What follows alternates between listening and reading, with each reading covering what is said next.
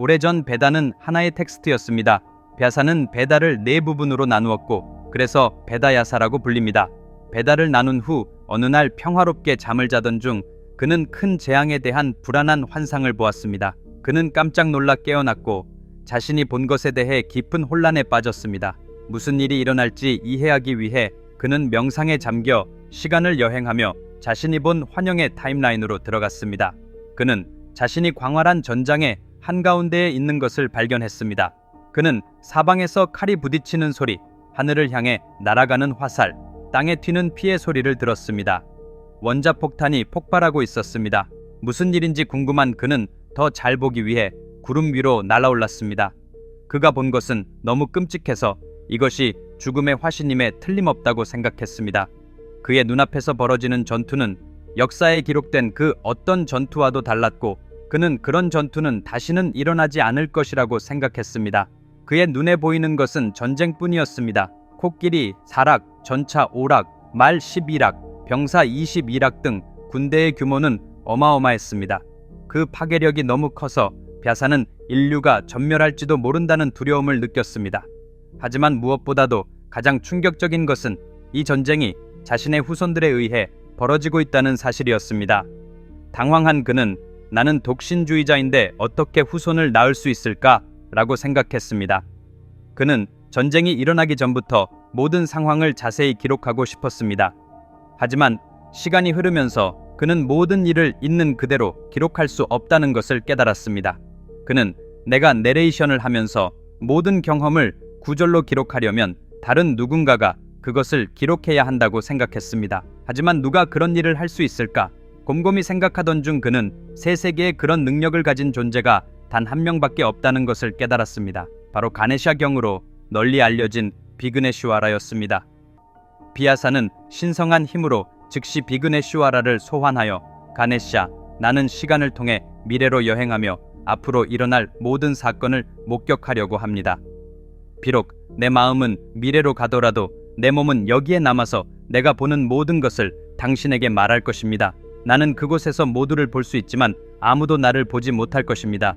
내가 말하는 모든 것을 이해하고 그대로 받아 적어야 합니다. 가네샤에게는 특별한 능력이 있었는데 바로 말을 하는 속도만큼이나 빠르게 글을 쓸 수 있는 능력이었습니다. 예를 들어 누군가 종이에 마하바라타를 써달라고 하면 마하를 먼저 쓰고 그 다음에 바라타를 쓰는 식이었죠. 하지만 가네샤는 너무 빨라서 우리가 마하바라타라고 말하고 종이를 보면 이미 쓰고 있었을 것입니다. 그래서 비아사는 그를 선택했습니다. 하지만 비아사가 마하바라타를 썼을 때 마하바라타의 실제 사건은 아직 일어나지 않았어요. 그는 미래에 대해 쓰고 있었습니다. 비아사는 이야기를 시작하면서 이 이야기는 프라티파 왕으로부터 시작됩니다. 라고 말문을 열었습니다. 즉시 가네샤가 끼어들며 프라티파 왕, 그분이 당신의 할아버지 아닙니까? 이 이야기의 일부가 되시겠습니까? 라고 물었습니다. 벼사는 가네샤, 내가 말하는 대로만 쓰세요. 아무 질문도 하지 마세요. 친구 여러분, 마찬가지로 제가 이 이야기를 들려드릴 때 우리에게 삶의 교훈을 주는 비크라마디티아의 이야기처럼 좋은 이야기를 듣는다는 생각으로 들어주세요. 질문하거나 논리나 과학적 증거를 찾으려 하지 마세요. 이것이 저의 겸손한 요청입니다. 그럼 이야기로 들어가 보겠습니다. 프라티파 왕에게는 세 아들이 있었습니다.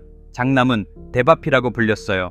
그는 왕국이나 부, 권력에는 관심이 없었습니다. 그는 영적인 삶을 선택했고 히말라야로 떠났습니다. 그곳에서 그는 샴발라라는 멋진 도시를 발견했습니다. 칼리 유가의 마지막에 칼리 아바타가 샴발라에서 등장합니다. 저는 이미 칼키에 대한 3개의 동영상 시리즈를 만들었는데 매우 흥미롭습니다. 이 동영상들을 확인해보세요. 마음에 드실 겁니다. 설명에 링크를 포함시켰습니다. 하지만 데바피는 불멸의 존재입니다. 그는 칼리 유가가 끝날 때까지 살 것입니다. 둘째 아들은 바리카라고 불렸어요. 그는 어린 나이에 왕국을 떠나 외삼촌의 왕국에서 자랐습니다. 마지막으로 프라티파의 셋째 아들인 막내이자 가장 중요한 아들 샨타누가 있습니다. 이 이야기를 기억하세요. 어느 날 프라티파가 강가에서 명상을 하고 있을 때 그곳에 살던 강가라는 여인이 그를 보고 반해버렸어요. 프라티파는 어깨가 넓고 찬란하게 빛나며 진정한 크샤트리아의 체격을 가진 남자였어요. 그녀는 그에게 다가가서 그의 오른쪽 허벅지에 앉았습니다. 프라티파가 눈을 떴을 때 그는 매우 아름다운 여인이 자신의 허벅지 위에 앉아있는 것을 보았습니다. 그러자 강가는 크샤트리야, 나는 당신이 매우 매력적이라고 생각합니다. 제 소원을 들어주세요. 친구 여러분, 특별한 이야기를 읽는 것만으로도 모든 걱정을 잊을 수 있다는 것이 믿어지시나요? 이 이야기를 아이들에게 읽어주는 것만으로도 아이들이 인생에 필요한 가치를 배울 수 있다고 생각하시나요? 이야기를 읽는 것만으로도 현재 직면하고 있거나 미래에 직면할 수 있는 문제에 대한 해결책을 찾을 수 있다고 상상할 수 있습니까? 네, 가능합니다. 하지만 인류 역사상 가장 위대한 서사시를 통해서만 가능합니다. 바로 마하바라타입니다. 이 이야기는 그 어떤 블록버스터 영화보다 100배는 더 놀랍습니다. 도전입니다. 비크라마디티아의 말로 쓰인 마하바라타의 전체 이야기는 아마존과 53개의 다른 온라인 스토어에서 실물책과 전자책 두 가지로 제공됩니다. 이 책은 전 세계 54개 언어로 제공됩니다.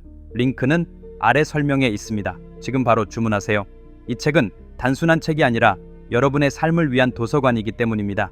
이제 다시 이야기로 돌아가서 강가의 요청에 대해 프라티파는 여보, 당신은 나도 모르게 내 오른쪽 허벅지에 앉았어요.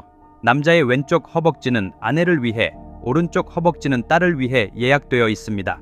이것은 당신이 나에게 딸과 같다는 것을 의미합니다. 나는 당신의 소원을 들어줄 수 없습니다. 강가는 당신은 왕처럼 보이지만 여자가 소원을 빌면 들어주는 것이 남자의 의무입니다. 그 의무를 소홀히 하시겠습니까? 프라티파는 잘 들어요 여보, 저보다 더 잘생긴 사람이 있는데 바로 제 아들 샨타누입니다. 내가 그를 당신에게 보내겠습니다. 라고 말하며 자리를 떠났습니다. 다음 날 샨타누는 강가를 만났습니다. 첫눈에 그는 그녀에게 깊은 사랑에 빠졌습니다. 그녀의 아름다움에 사로잡힌 그는 나와 결혼해 줄래요? 라고 물었습니다. 강가는 결혼하겠지만 한 가지 조건이 있습니다. 내가 하는 일에는 절대 의문을 제기하거나 간섭해서는 안 됩니다. 만약 그렇게 하면 당신을 떠나 다시는 돌아오지 않겠습니다. 여자가 당신의 아내가 된 후 그녀가 할 수 있는 최악의 일은 무엇인가요? 돈을 쓰거나 자선단체에 기부하는 것? 그는 다 떨어지지 않을 만큼 충분한 재산을 가지고 있습니다. 그래서 샨타누는 그녀와 약속하고 결혼했습니다. 그들은 함께 매우 행복했고 1년 후 사랑의 상징으로 아들이 태어났어요. 샨타누는 기뻐서 아기를 품에 안고 함께 놀아주며 강둑으로 데려갔어요. 그런데 강가가 갑자기 아기를 강물에 던져버려 샨타누는 충격을 받았습니다. 샨타누는 깜짝 놀랐습니다. 분노가 그를 가득 채웠고 왜 우리 아이를 강물에 던져 죽였어요? 라고 묻고 싶었습니다. 하지만 그는 약속을 기억하고 참았습니다. 다음 해에 또 다른 아이가 태어났습니다. 강가도 똑같이 아기를 강물에 던졌습니다. 이런 일은 7명의 아이들과 함께 계속되었습니다. 그녀는 7아이를 모두 같은 방법으로 죽였습니다. 샨타누는 상심하고 마음이 찢어졌지만 서약 때문에 아무것도 할 수 없었습니다. 8번째 아이가 태어나고 강가가 죽으려 하자 샨타누는 분노를 참지 못했습니다. 그는 강가, 네가 이 아이를 죽이는 것을 허락하지 않겠다. 나는 왕이고 내 왕국과 내 자신을 위해 후계자가 필요해. 왜 이러는 거죠? 그러자 강가는 이 8바위는 전생의 8바수스입니다. 그들이 저지른 심각한 실수 때문에 바쉬타는 그들에게 저주를 내렸어요. 그는 그들이 인간으로 태어나서 죽어야만 구원을 얻을 수 있다고 했어요. 그래서 이렇게 했어요. 하지만 당신이 나와의 약속을 어겼으니 약속대로 오늘부터 나는 당신을 떠나야 해요. 하지만 당신을 위해 이 아이는 죽이지 않겠소. 잘 키워서 커서 당신한테 돌려줄게요. 라고 말했습니다. 그렇게 말하며 그녀는 떠났습니다. 몇 년 후 샨타누는 전차를 타고 강변을 따라 이동하던 중 쫌쫌 하는 소리가 계속 들렸습니다. 소리의 근원이 궁금한 그는 그 방향으로 가보았습니다. 그곳에서 그는 16세 소년이 활을 강을 향해 겨누고 놀라운 속도로 화살을 쏘는 광채나는 모습을 보았습니다. 샨타누가 들은 소리는 활을 쏠 때마다 활의 줄이 풀리는 소리였습니다. 샨타누는 소년이 화살을 쏘는 것을 지켜보면서 화살이 강을 가로지르는 다리를 만들어 강물의 흐름을 효과적으로 막는 것을 보았습니다. 이 놀라운 기술과 용기에 놀란 샨타누는 소년에게 누구의 아들이냐고 물었습니다. 그 순간 한 여인이 나타나 그는 내 아들이다 라고 말했습니다. 이 여인은 다름 아닌 강가였고 그 소년이 실제로 샨타누의 친아들이라고 밝혔습니다. 그의 이름은 데바브라타였습니다.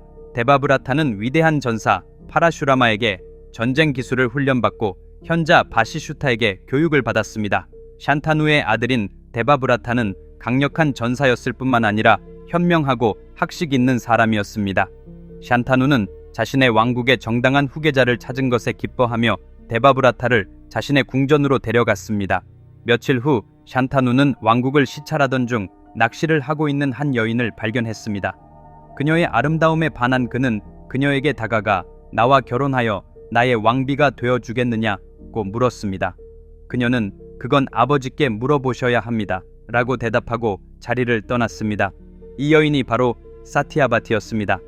여러분, 다음 주 토요일 오전 9시에 마하바라타 시리즈의 다음 에피소드를 공개할 예정입니다. 다음 에피소드는 이번 에피소드보다 훨씬 더 흥미롭고 흥미진진할 테니 놓치지 마세요.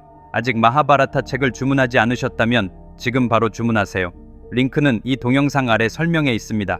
또한 아직 제 채널을 구독하지 않으셨다면 지금 구독하세요. 그때까지 잘 지내세요. 안녕히 계세요.